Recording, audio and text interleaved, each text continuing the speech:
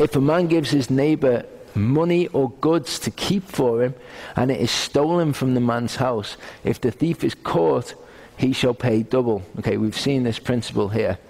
If the thief is not caught, then the owner of the house shall appear before the judges to determine whether he laid his hands on his neighbor's property. So someone gives you goods or money to look after for them, and it gets stolen. Or you tell the person who's giving you the goods or money that it's been stolen. In order to determine whether or not it has been stolen, because the thief wasn't actually caught, it's just your word that it's been stolen. In order to establish that, you've got to appear before the judges, and they establish whether or not it's been stolen. For every breach of trust, whether it is for ox, for donkey, for sheep, for clothing, or for any lost thing about which one says, "This is it," the case of both parties shall come before the judges. He whom the judges condemn shall pay double to his neighbor. Okay, so you've lost something, you see something that you're convinced is yours, and you say, "That's mine." Then both of the parties come before the judges, and they determine whose it actually is. If it does turn out to be yours, then the person who's stolen it from you has to pay double. Okay? If it turns out to be theirs, because you've brought them before the judges, and in essence you've tried to take their possession off them, you pay them double in restitution. Okay? Perfectly fair. Yehovah's justice again. If a man gives his neighbor a donkey, an ox, a sheep, or any animal to keep for him, and it dies or is hurt or is driven away while no one is looking, an oath before Yehovah shall be made by the two of them that he has not laid his hands on his neighbor's property, and its owner shall accept it, and he shall not make restitution. So if someone comes to you and asks you to look after their animal, and it dies or is hurt or is driven away, okay, then you come, you make an oath to that person that you've not done anything to harm the animal, and then that person believes you. They've asked you to look after their stuff. It's died or it's driven away. It's not your fault. So you make an oath. It wasn't my fault. And then the person has to accept that. Okay?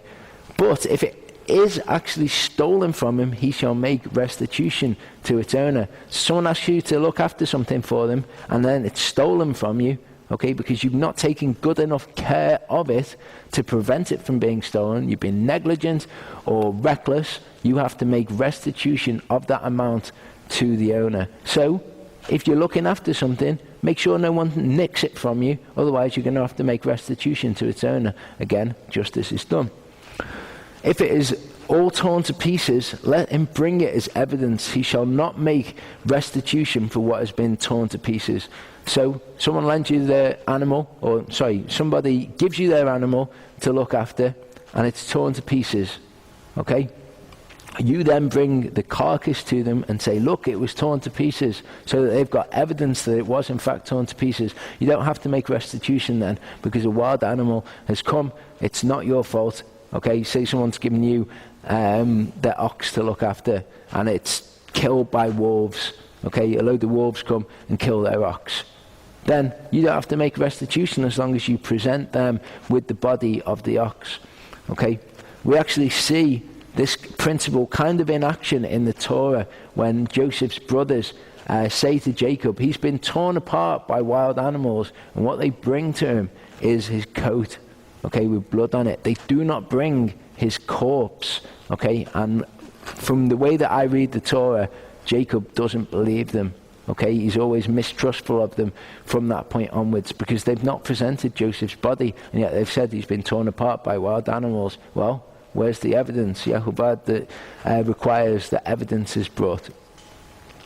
If a man borrows anything from his neighbor and it is injured or dies while its owner is not with it, he shall make full restitution. So notice, if somebody gives you something to look after and it's injured or dies, then you don't make restitution. However, if you borrow something from someone, so they're not lending it, they're not asking you to look after it, they're lending it to you, okay? If the owner's not with it, then you make restitution for it. You replace the thing that you've lent off somebody else, okay?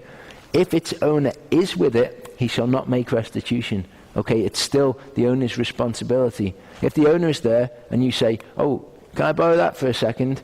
And it dies, or it's injured, or whatever they've lent you is damaged in some way, or destroyed in some way, then you do not have to make restitution, because the owner was there to be responsible over that object. If it is hired, it came for its hire. In other words, if you're hiring out whatever it is, then you accept as part of your business practice that might get damaged because you're hiring it out to people. However, you've taken a price for its hire. You've taken a price for its hire however many times. It's part of your business, then the higher price is seen as the restitution in that case. So if you're hiring stuff out and it gets injured, it dies, then the higher price is the restitution there. Because you've made money off this object, you accept this as a risk of doing business, basically.